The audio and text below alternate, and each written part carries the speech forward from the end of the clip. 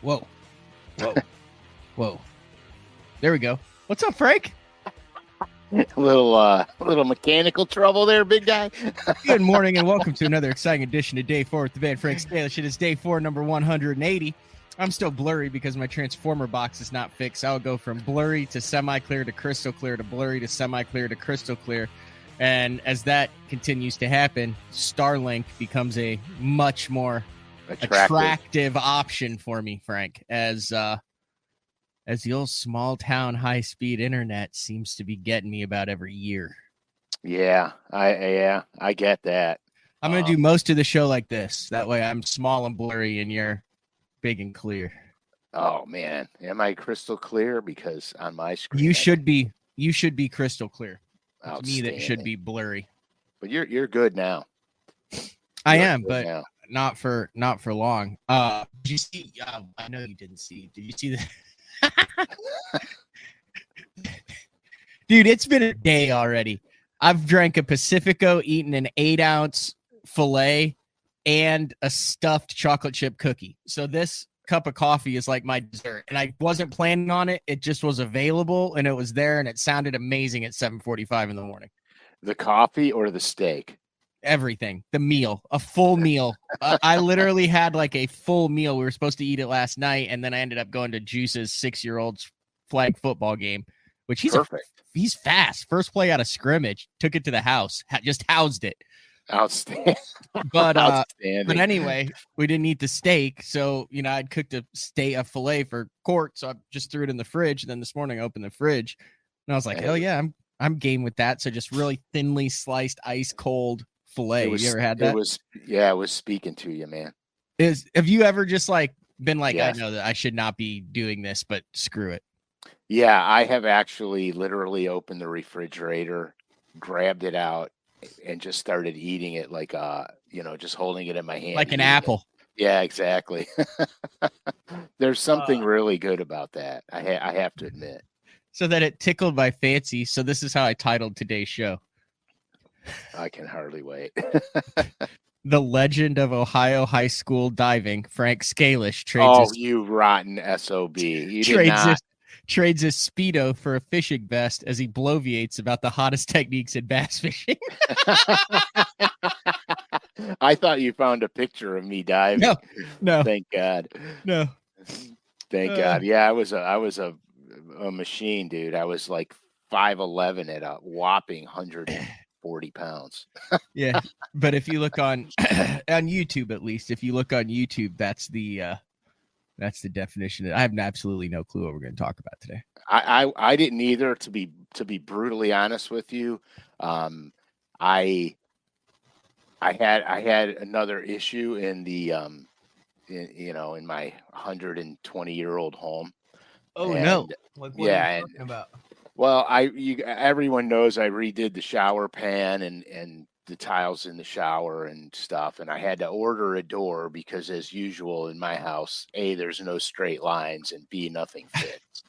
So I had to order a custom door, and it finally came in. So I went and picked it up, and I was in just like tidying up in the bathroom, just picking stuff up. So when I go to do the door this weekend, nothing's in the way. And I dropped one of those grout scrapers on the floor, and I went down to pick it up. I put my hand on the toilet seat to lift myself back up off the ground, and the toilet goes boom and literally shifts. Oh, no. Yeah, like a half inch. Right off the crapper hole. Oh, yeah. I'm like, holy shit. And so I said, literally. Literally. I said, so, before I tighten down the mounting bolts on the thing, I might as well just take it off, replace the wax ring, and do everything one time. So when the shower door's in there, the bathroom's completely done. Well, to my dismay, all the bolts that were driven into the floor of the bathroom were all stripped and rotten, which I come to find out that it's the concrete on the floor. And so I'm like, okay, what am I going to do now? Because it broke off right at the flange pipe, right at the floor. Mm-hmm.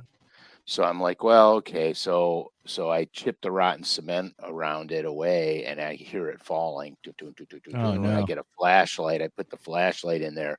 There's literally 15 inches of free space underneath the floor. There's like nothing there. Just the joist is running. The parallel joist is running, and then this big open space. I'm like, holy crap! I can't fill it with cement. It'll never fill. It's the length of the house. The floor joist is. So now I have to make some makeshift thing to put it around there to hold the concrete so I can Oh get it my up. gosh. Yeah, Sounds like it's a just nightmare. everything in these old homes that you touch turns to crap because it's never just one thing. Like in new homes today, everything is what the hell is that, dude? I'm just playing This Old House theme song behind it. Hi, I'm Bob Vila, today from Santa Barbara, where we're trying to add a new bedroom and bath to this old house, and it's fighting us every step of the way. Outside, what you see is merely chaos, but inside, it's becoming a real disaster. And our young homeowners are starting to show signs of wear, so stay tuned. Oh, that's so perfect. Possible by Weyerhaeuser, providers of building materials. Anyway, Yeah, that is so classic, dude. That is so perfect. But yeah, that's what happened. So like in the old days, nothing. Okay, like PVC wasn't around when they built this house. All the new homes today are PVC. how old is it again? It's over 100 years old? Oh, or it yeah. is right at 100 years old? It was built in like 1912 or 1914. That's over 100 years. Yeah. So what they did back then when they, at the top of the floor where the toilet would go on it, they pour a lead cast, and it's a lead pipe, and it's got these little wings on it that when you put the flange in there, everything connects itself. Well, it wore out at the floor level. And so it's not, if it was PVC, it would have been done already. You know what I mean? Because PVC is so easy to work with, but it's not. And that's what I'm finding with these houses is that nothing is what it seems. Half the house is knob and tube, half the house is on circuit breakers. Part of all the new stuff in the house is with Romex. All the old stuff is knob and tube.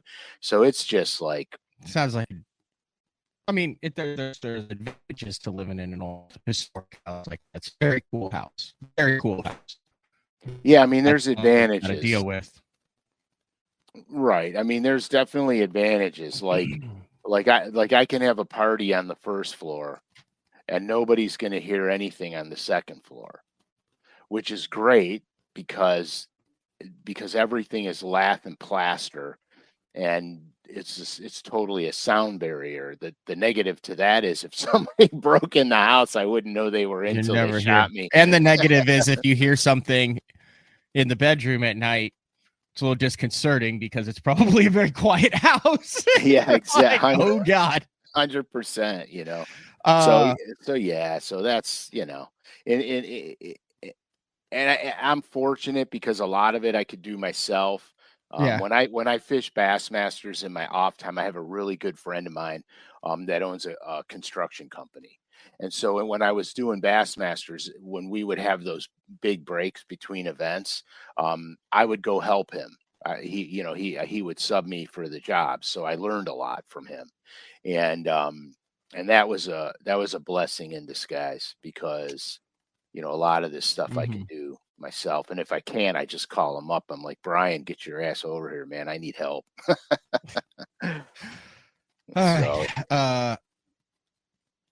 So that's what's going on. I have news.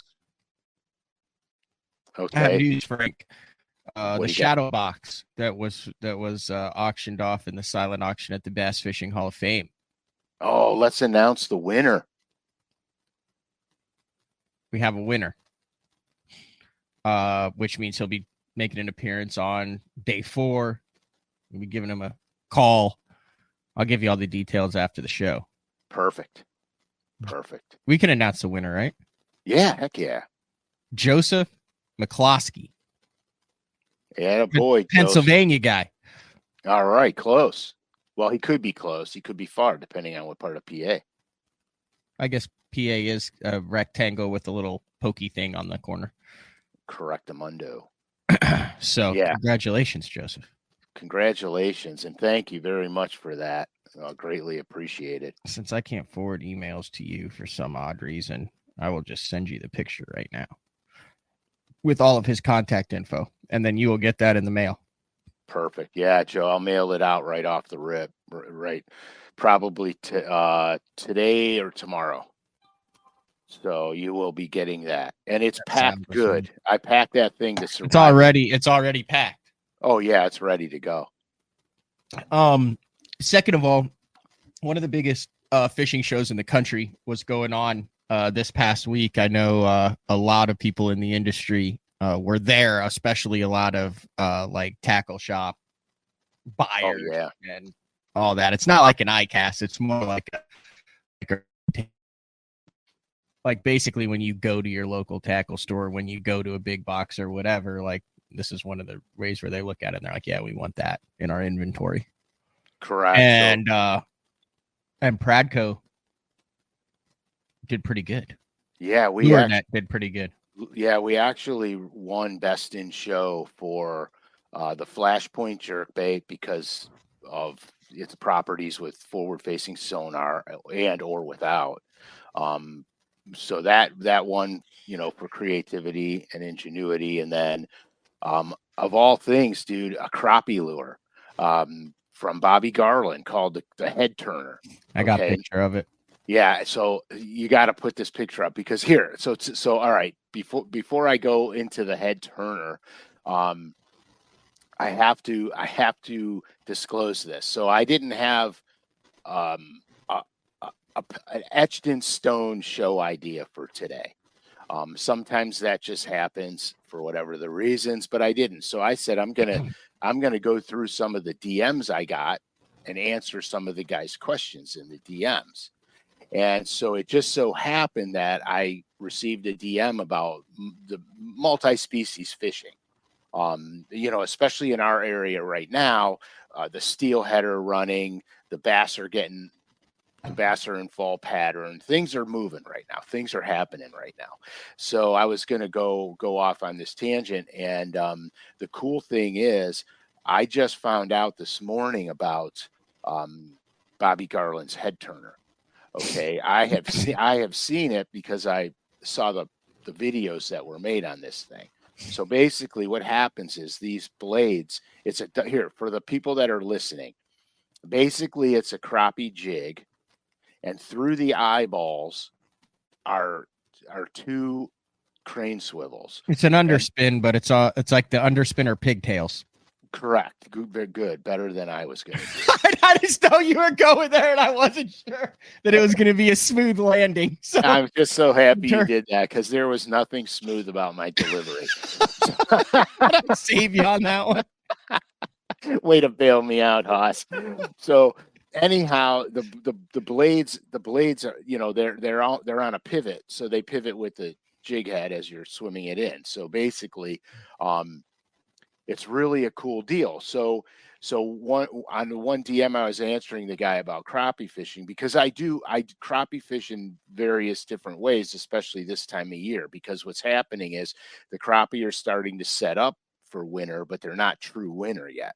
And so I'm finding these big schools of crappie. And sometimes, and Matt, you can attest, well, anybody that live scopes will attest to this. If the wind is really blowing hard, it's hard to manipulate the boat to stay on those fish where you can get a good vertical drop on them if you're long rodding them. Mm-hmm. Okay. If you're casting little jigs at them, a lot of times the wind will start to shift the boat. You have to pivot your head with the wind to stay on your bait and stay on the fish. And sometimes, with the wave action, it's hard to do. You still do it, you still catch some, but it's difficult. So what I do in that situation is I employ the old drift technique where I'm not really throwing a drift sock out. but I'm using my trolling motor to slow me down, and I'll drift through those fish. And I used to drift through them a lot with a Roadrunner and a baby shad, a Bobby Garland baby shad on it. And so what this bait does now is it gives you an added flash. The blades spin super easy. So even on slow, even if you're drifting slow, the blades still rotate. There's nothing to get in their way because it's to the sides of your soft plastic trailer, which is really mint.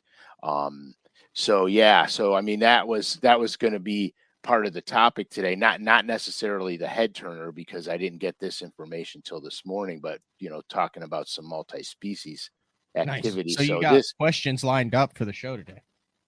Well, sort of, yes. I mean, I'm just going to scroll through DMs and that could be dangerous. Yeah, well, I obviously I can choose. Okay. But there's a new bait release also on LureNet today. The Zara Spook. We now have a Super Zara Spook, which is really sweet. I'm going to show you. It's bigger than the saltwater version? No, it's the same size as the Zara Spook. Basically, what it is, think of it as a silent one knocker. That makes sense. Silent one knocker. Yeah. So, I'm all hooked up here. Okay. So basically, this is one of my favorite colors. Everybody knows it. It's Florida baby bass. So here's the difference. Okay. You have extreme high quality split rings on this thing, and you have very high quality hooks. These hooks are absolutely fantastic. They're needle sharp. And so everything on this bait has gone a step above the original Zara Spook. The tail feathers are tied, and the beauty part about the tail feathers is they're splayed properly. They're nice and transparent because you can see my hand through the feathers as I turn it. They're nice and transparent. It's a beautiful tie. So this bait comes as is in the package. And it's silent. And it's silent, which is important because what happens is a lot of times, so especially now here, the topwater bite can be astronomical, but as the water gets clear, the bass can get a little finicky, and the noise could be a hindrance instead of a help. Usually, I think noise is a help, but in some instances, it's a hindrance. So you'll arm yourself with the Super Zara Spook, which is silent. And then you can go with the one knocker, which makes noise, and then the fish will show you the preference. So it's pretty cool. The other thing about it was like I have seen some colors that came out in it. Like Florida baby bass is my all-time favorite go-to. This is what I start with everywhere in the world that I go fish a topwater. Is this one? Then of course everybody knows bone. And this bone is beautiful because it's more of an ivory bone. It's not that yellow bone. It's more of an ivory bone. It's a very beautiful, subtle color. And then I wanted to show you a color that I haven't seen before. And I didn't make this color. I wish I did, but I'm opening. Ooh, Frank opening a box. Yeah, I have to open it because you have to see this color out of the package. This is I'm going to get hooked. I know it. So this thing is called, I don't even know what it's called because I never saw it before. So let me look because I don't want to, but I picked out 4 baits that are going in my boat as soon as the show's over. This thing is called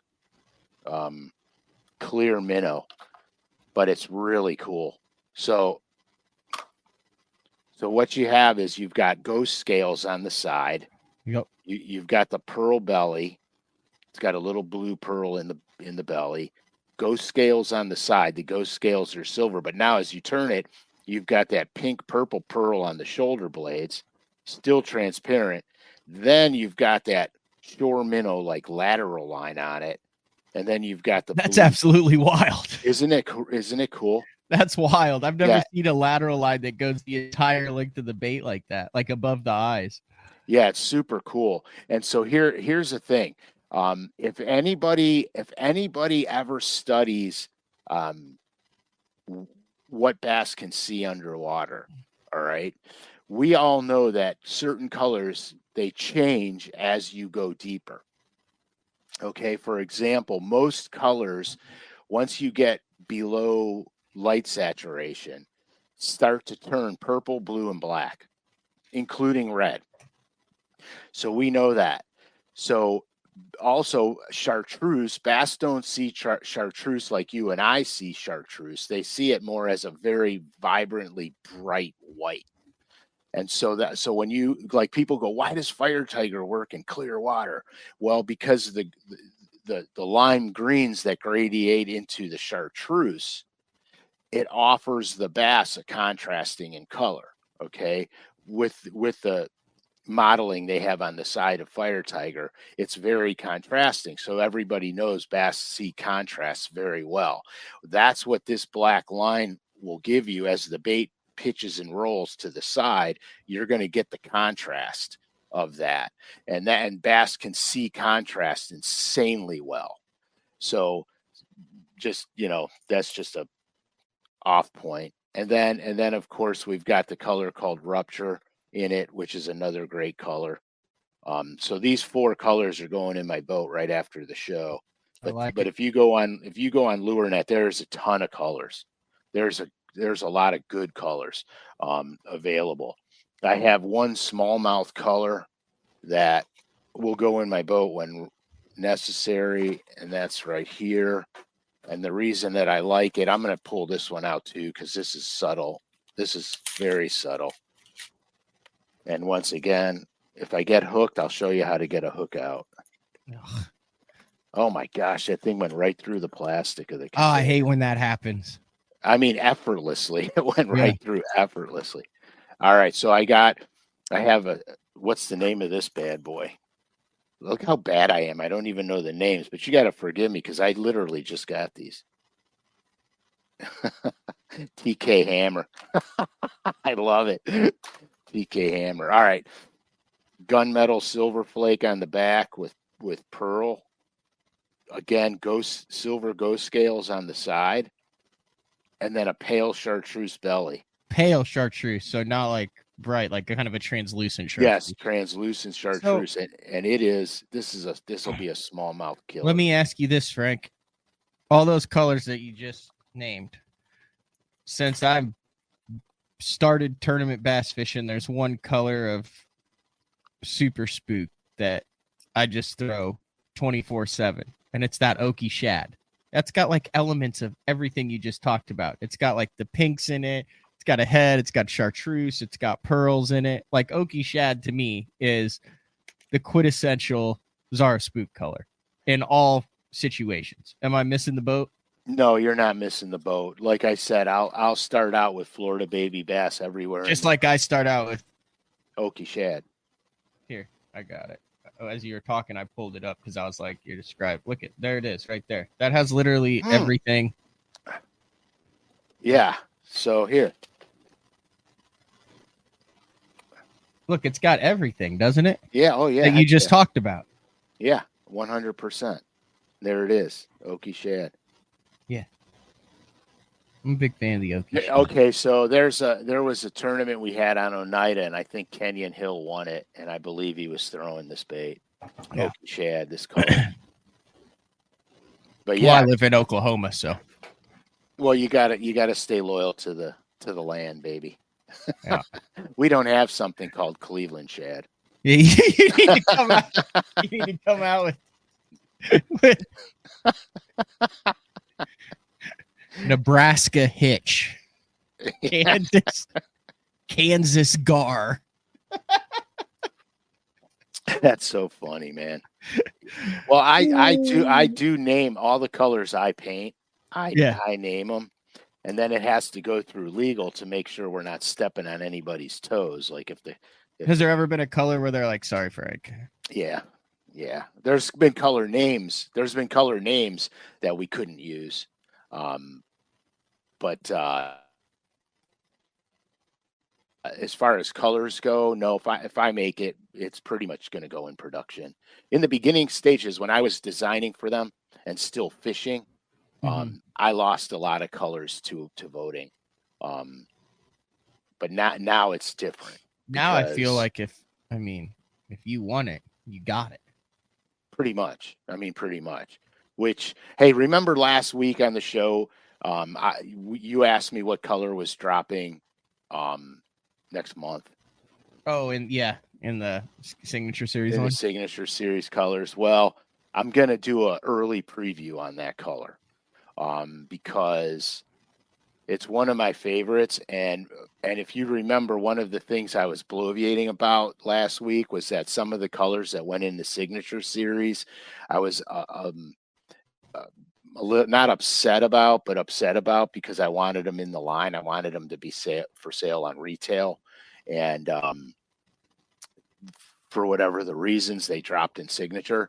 This was a color that I wanted in retail in the worst possible way.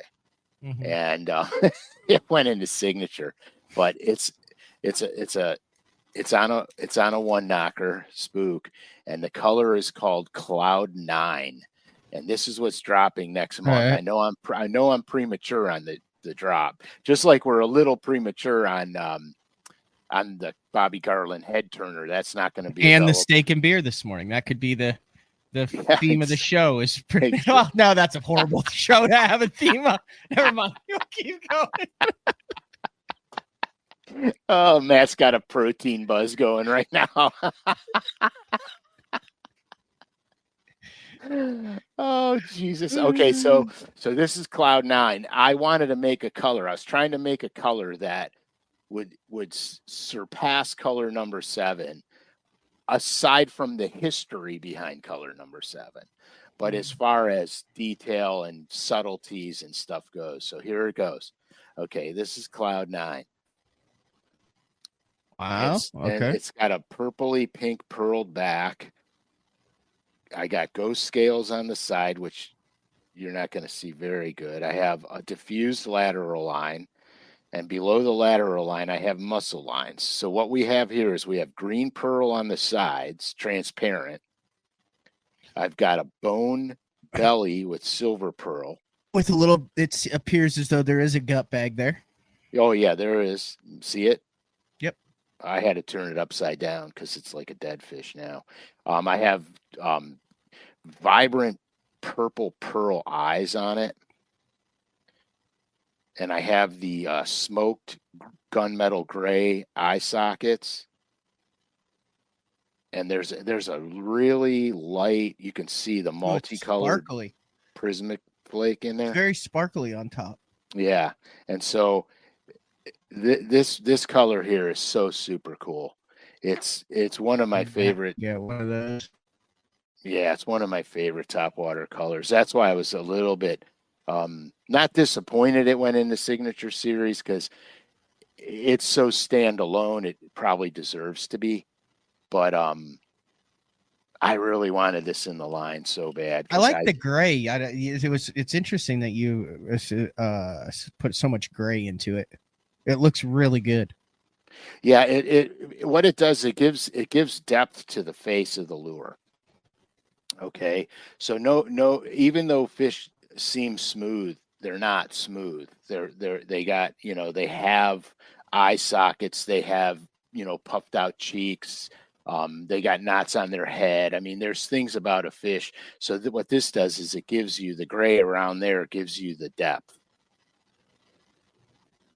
But yeah, it's cool. That dropped 600 in November. Yes, November. Probably the first Thursday of November. It'll probably break. Which we will not have a show then. Well, it'll be a recorded show. But that's okay. I mean, it'll come out. You guys will get the newsletter. Sign up for the newsletter if you don't have it, because you get info a little faster than when it goes on. So you could get, like a pre-notification that it's coming up. I was fully expecting Frankie to make a run at the U.S. Open this year, Frank. Yeah, I was too. I really was. Even after the first day, he had 14 pounds or something like that. Yeah, 14 decent. and a half. I was like, dude, he's going to come back with like a 20 bagger. Normally, I would have said yes for sure. I've never been on the lake, but I did talk to him every single day after practice, just to hear what he's doing and how he's doing it. The water's super clean. He's on. He's on. He's driving. Hey, pay attention to the road. We need to get him on the show next couple weeks, by the way. Absolutely. So I think he's headed your neck of the woods. Yeah, I think tomorrow night I've got a buddy coming in from California that I played hockey with at OU, and then Frankie is staying at Juice's house because, like we said, oil and gas money, much better spare bedroom at the old Juice's house. He's just raking in that Juice's Jigs cash, untraceable large amounts of cash. Untraceable until today's show. That's what he said. He says it when you order it. Says please pay in cash, large bills only. It's totally not true. Totally not true. Totally not true. But I think we're gonna get together and maybe tomorrow do a Brazilian steakhouse. Oh yeah, dude, meat coma. Yep, meat coma. Anyway, back to the Derby. Yeah, so so we talked, and I liked what he was finding. I liked it mostly because it's exactly how I would fish. And then I didn't realize how small the lake was acreage wise, but it fishes even smaller than that because parts of the lake are just don't have the habitat. Mm-hmm. You know what I mean? And I think he got a firsthand look at how severely fishing pressure can damage your pattern. The other thing too is he had a really late boat draw on the first day, and all his stuff was ate up by the time he got to it. What do you do with that, Frank? Like, we've never actually talked about that. Like, you do have a late boat draw. There's only a couple spots where it's going to go down. You know where those are. You know that on day 2 you're going to get there first, but it's day 1. You roll up there and there's guys crawling over it like ants. Okay, so here's my hope. Okay, my hope in practice is that I find enough places that are holding fish that if somebody's on something, I can blow right on by and go somewhere else. That doesn't always just blow out their water, couple donuts, and keep going. Yeah, no, but I had a guy do that to me on a northern lake in a Bassmaster event, and he spun out. You have told this story. You will not say the guy's name on air, but you are not a fan of him, and he is fairly well known. Yeah, and I never had issue until that day, and yeah, I didn't mean to bring up any bad, but anyway, back to the deal. So standard, whether you're in the club tournament on a 500-acre lake or an open or a U.S. Open or whatever, you get screwed on the draw on day 1. Right. So what I try to do in practice, when I get a depth range, I get a pattern down. What I try to do is I try to find obscure spots. I try to find not spots that'll have a lot of fish on them, but spots that'll hold some fish, but that are so obscure that it goes past the general eye of your normal anglers, because they don't normally you're fishing for high percentage areas because your times are limited. And so you see the structural element, you go to the structural element, and most of the time there'll be fish on them because bass are structure animals. But I find the obscurity stuff. So if somebody's on something that I can blow on by. Now, if I'm relegated to fishing what the lake is giving me, and there is not that obscure spot, then I look for alternate patterns. This is all during practice. If all that fails and I only have my half a dozen or a dozen places to hit, then I got a round robin with everybody. And I'll just wait. There was one instance where I had an area that had a lot of fish on it, and there was a guy fishing it. So I slid down from him. On a structural element that I had practiced on and only caught one bass. I slid on that, and I did it intentionally because I was eyeing the spot that the guy was on, that I wanted to fish.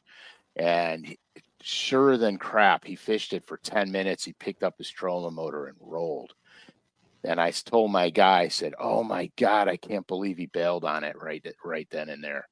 And I said, "We're going right to it." He goes, "Yeah, but the guy already fished it." I go, "He didn't fish it because he would have been catching them." Yeah. And I slid on there and I put the boat in the right position, made my right cast, and just started whacking on them.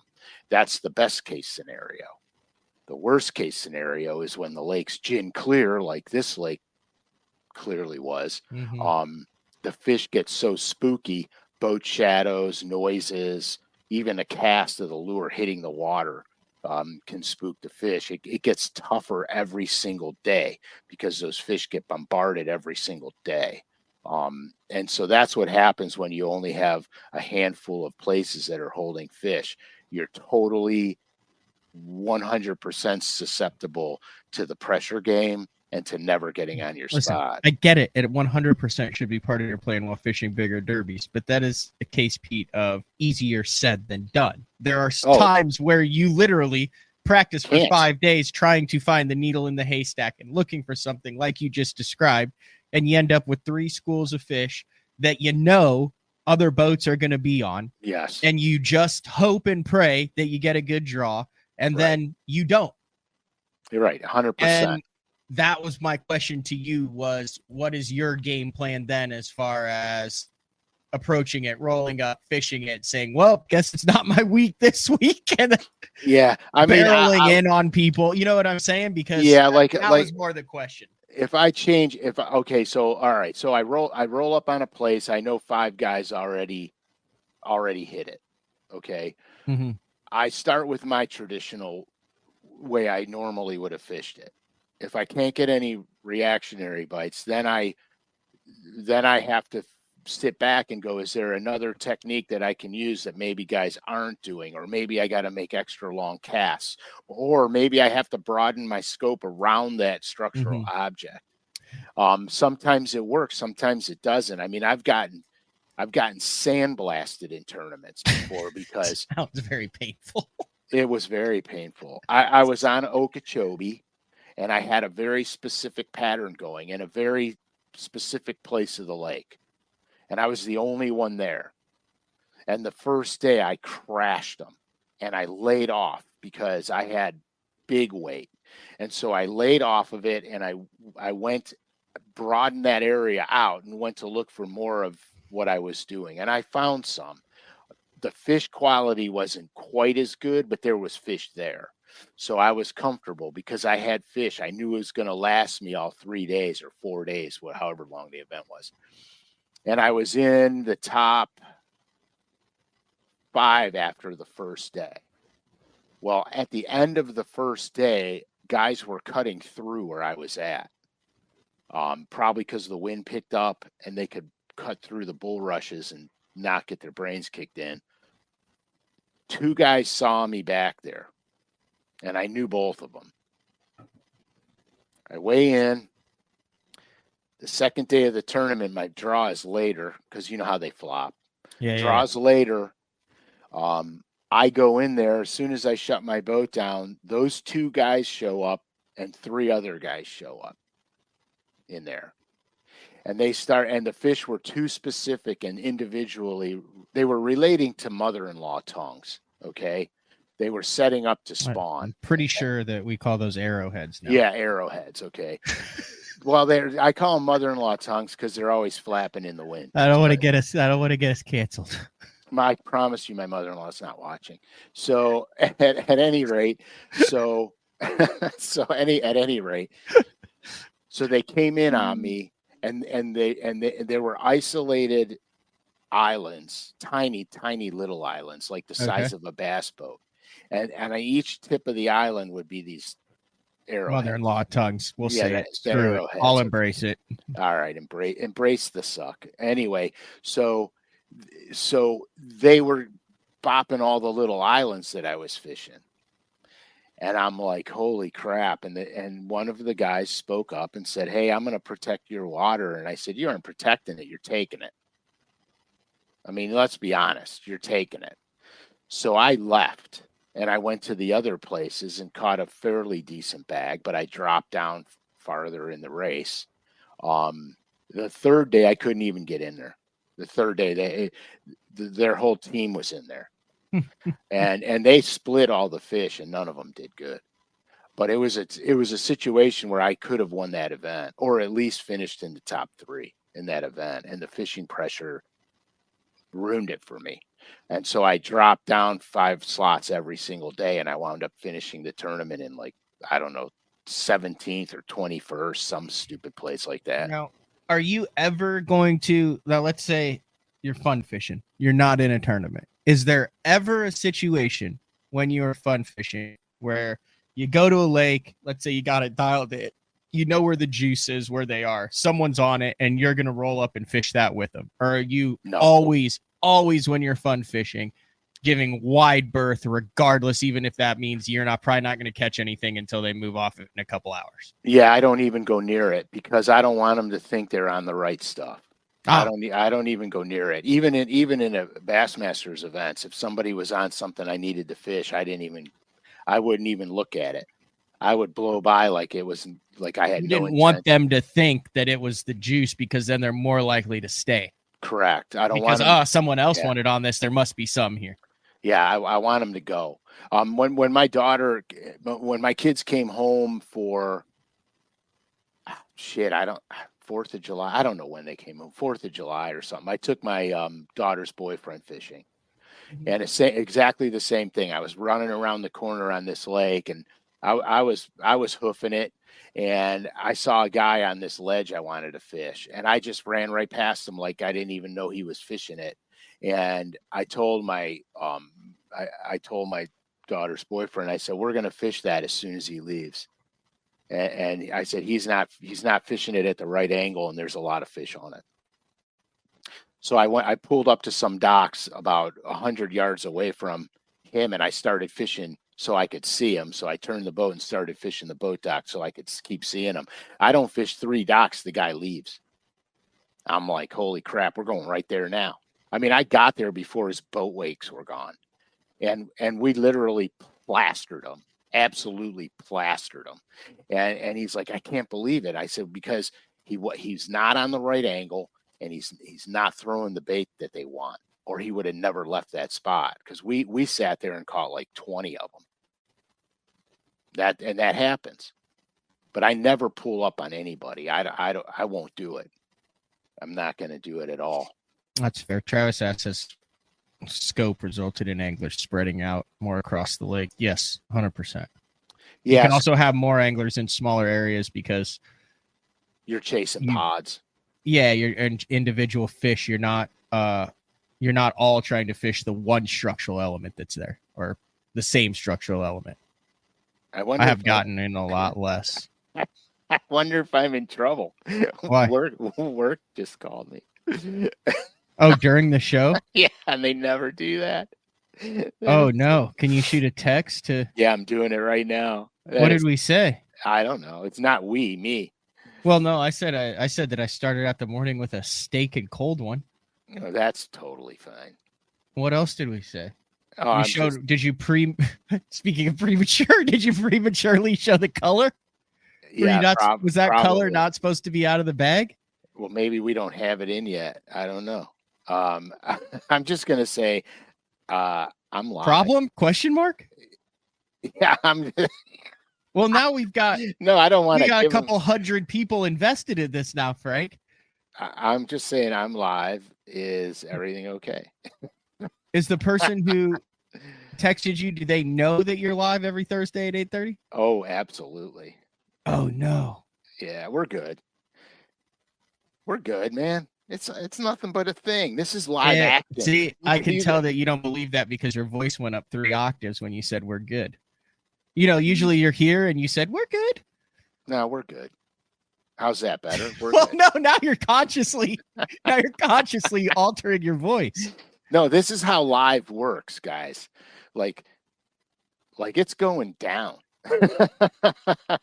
Uh-oh. You got people on your back. You got people with your back. He said, "This is our show. Tell them to get back to their Go to the back deck. Yeah. Hey, go back to their desk." Get back to your desk. Oh my gosh, it'd be a revolt. This is so great. Have you gotten a response yet? No, it's nothing. Probably it's nothing. It's gonna be. Oh, I totally forgot you were live. That's what it's gonna be. That's 100%. Well, if that comes through, we got to clear that up. I got it. Here we go. Oh my gosh. Here we go. Live and no. on fire. Here we go, guys. My bad. All good. Oh God! I was kind of hoping. There was like a % of me that was hoping that it was call like me after the show. Oh yeah, yeah. Well, that's a percentage that ain't happening. It's not happening. Yeah, that is so funny. But yeah, anyway, so back to the ranch. So I was going through some DMs this morning. Guys were, as always. I could see the sweat. Yeah, there ain't no sweat on this brow, bro. Oh, Brazil, next time I see you, I gotta hit you for that comment. I'm not ever going back there. But so I was going through some DMs and some guys had great questions. Okay. So one of them was, we're 50 minutes into the show. Have at it. I like it. The subject change was legendary. The subject change. He's nervous. Brazil. Wow. All right. You know what? Go for it. No, go for it. This one. I'm interested in this one. I have lures that are not even out yet. I'm going to get them and show them all. I'm showing them all. Oh boy. No, I just thought it was interesting because one was a smallmouth question, one was a largemouth question. Both pertain to oddball species. One of them was if you're catching a lot of pike on fast moving baits. Okay, now I'm paraphrasing a little bit because clearly I'm not looking at my phone. But one of them was if you're catching a lot of pike on fast moving baits, do you slow down? Do you do bottom bouncing baits, et cetera, et cetera? And the reality of it is that I found, now this isn't always the truth because fish lie, okay? Mm-hmm. But for the most part, what I found is that when I'm catching a lot of pike, I don't mean one here and 20 minutes later I get one. I mean when I'm catching them like on every 5th cast or every 20th cast, I'm catching a pike. I leave it because there's too many pike there to fight for the bass. So I leave it because I'm not in the right zone. I'm using the wrong technique or I'm not in the right zone. And so I go. That's how I deal with pike. Muskies are a different thing because I found muskies have a tendency, they roam a lot. You can randomly catch a muskie anywhere at any time. That doesn't mean there's no bass there. So if I catch a muskie, I don't worry about it because it's one animal. But when I'm on multiple pike, I gotta leave it. And usually when I leave it or I change my depth range, I'm in the bass. So that's kind of how I deal with the pike. The other one was, and this was a very good question. The guy fished Erie a lot. And he asked me if I catch a sheephead, do I leave?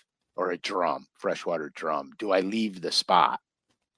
No, I don't leave the spot. If I catch a drum, I don't leave it.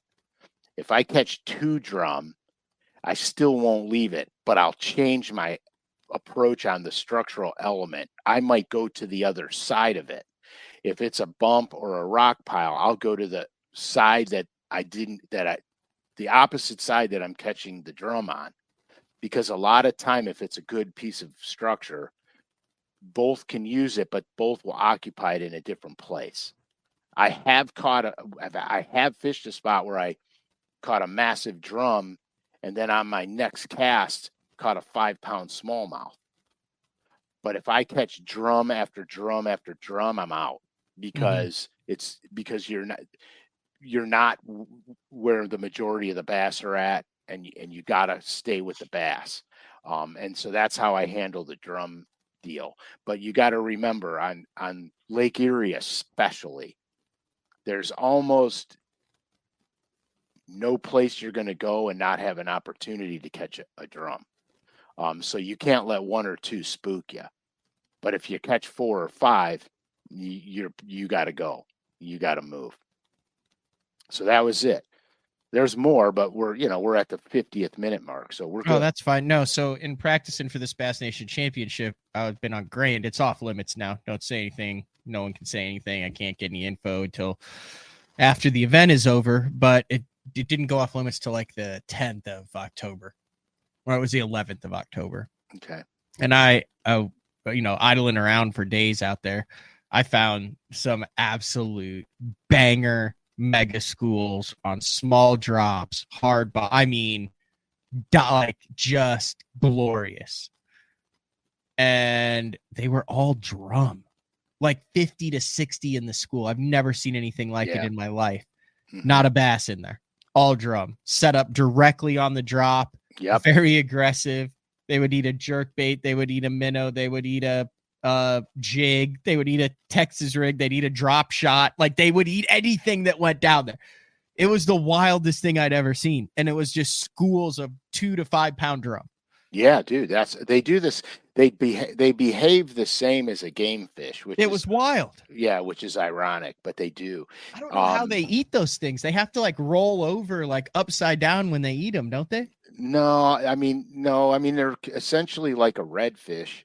A redfish has the same mouth structure as a freshwater drum. They can run something down. I mean, I catch them cranking all the time, and it's annoying as all get out. You can't hardly keep them off a crankbait. You definitely can't keep them off a jigging spoon. You throw a jigging spoon down there, and you might as well, you might as well just leave the minute you start catching them things, because you'll never get it down to the bass. You wonder why we decided that bass should be the target species and not the drum. Well, I mean, in Europe, carp is the target species. Yeah, that's true. You know what I mean? I used to take the kids drum fishing all the time when they were little, because they were big, they pull your brains out, and the kids just love to catch something. Oh, yeah. I did that at Texoma. I used to do a deal every year, and they'd have the striper guys and the bass guys and stuff, and it was kids who who were suffering with cancer, and they would have it was their day. They'd bring a friend, and we'd volunteer our boats. Well, I would go to the bridge and give them a drop shot and put a head of a night crawler on it, say cast it out there, and then just say hold it. And I mean, it was just drum after drum after drum. And I mean, I did it 2-3 years, and it was just they didn't care what it was. I mean, the thing peels drag. Catch an 8 or 9 pound drum, and you're a 7-year-old kid. I mean, that thing looks like Shamu. Oh, 100%. And here, the cool thing is, kids don't care what they catch. No, they just want to catch it. They don't care. And that's the thing you got to realize when it comes to kids, is you want to hook them on the sport. Yeah, Pete, you can eat drum, by the by. And yes, I have eaten them, but only the back straps on them. And I'll be honest with you, that it's not bad. Now, I wouldn't eat one of them. The back straps?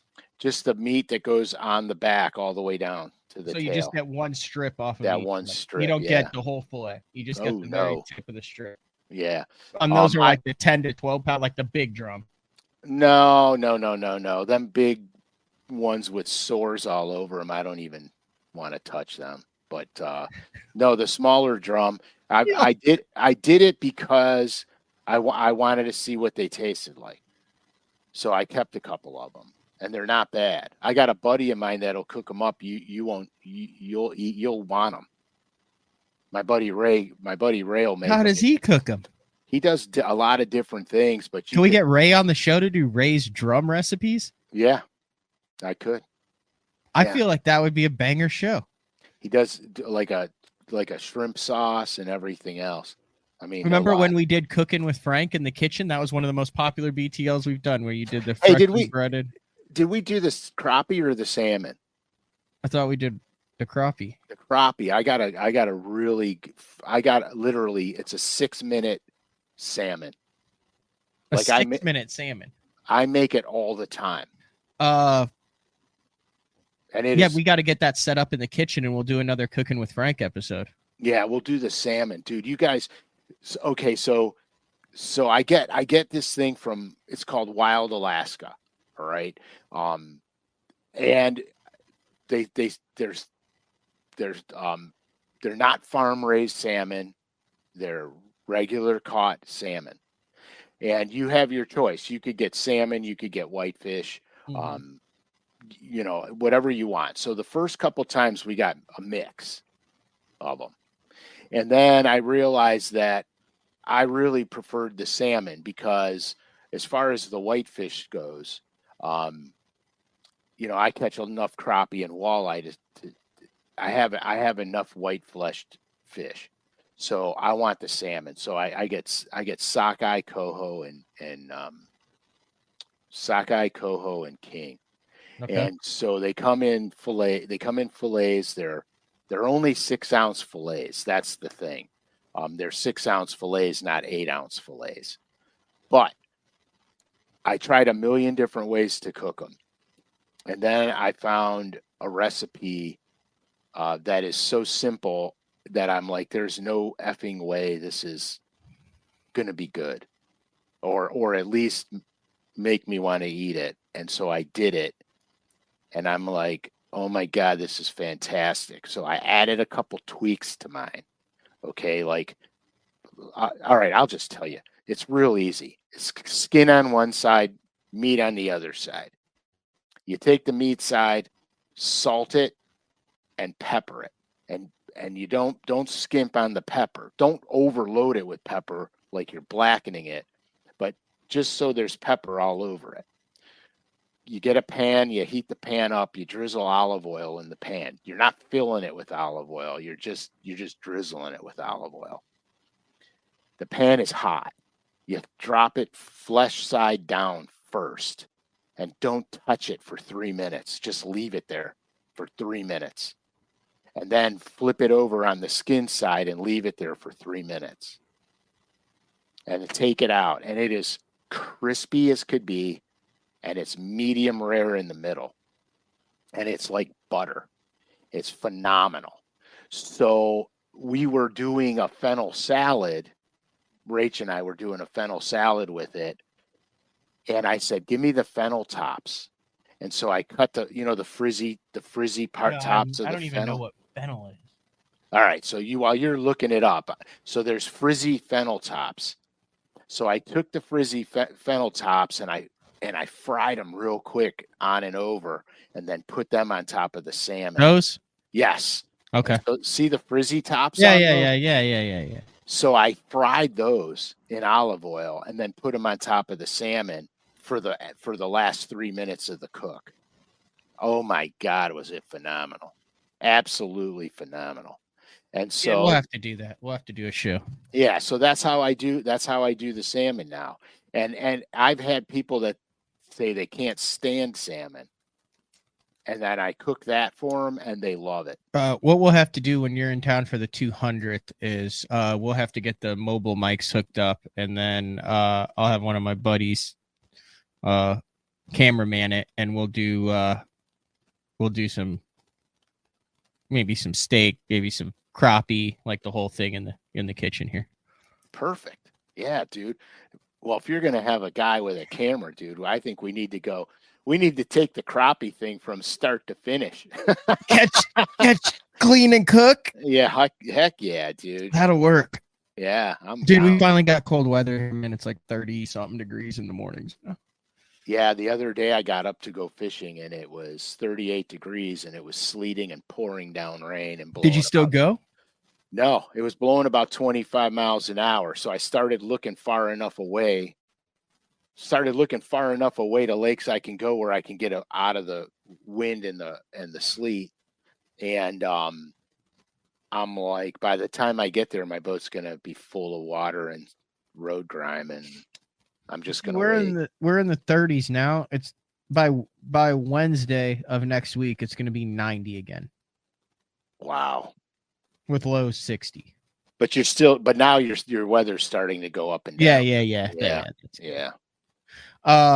Matthew, yes, Matt Steffen is actually going to be in town November 11th through the 15th. Nice. So we'll be doing shows there. We're going to go try to catch the master angler species. Perfect. Yeah, Frankie says 90 sounds great. He's been baking in 105 all week. I know. He called me up. He's like, "Oh my gosh." He goes, "This heat's killing me."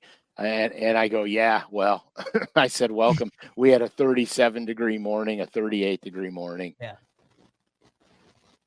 I actually pulled out the ice fishing suit for the other day. Really? Yeah, because I'm like, I'm not. Why would I go out and freeze, underdressed like an idiot?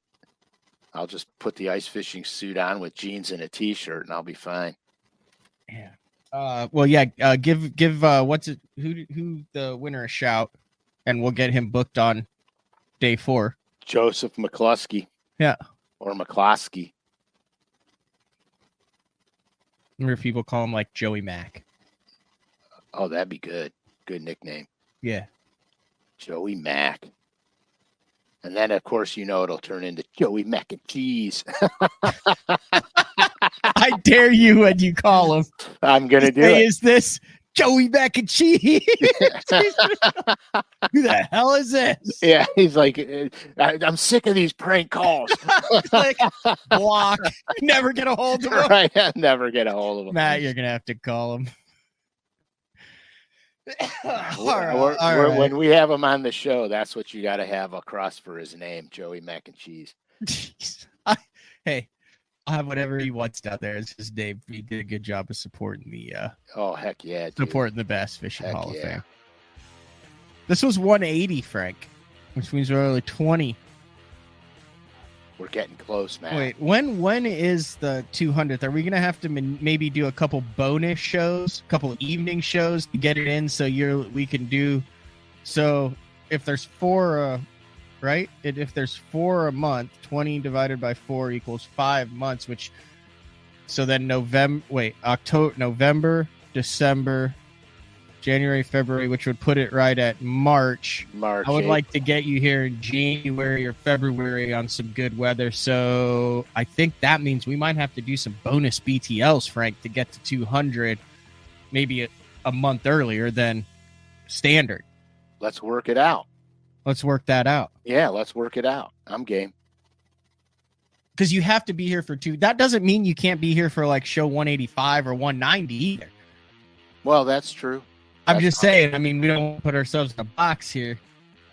Yeah. If that involves 8 to 10 pound largemouth and 3 to 4 pound crappie and in studio shows and on the water videos, if we could somehow swing December and Yeah, you just and yeah, you went out. So you were saying December and something else. I said we could do 2. We could. There's no rules here. It's day 4, man. We write the rules, Matt. And with that, same place, same time. We'll see everybody next week. This has been another edition of Day 4 with the man Frank SCALISH. Adios. See ya.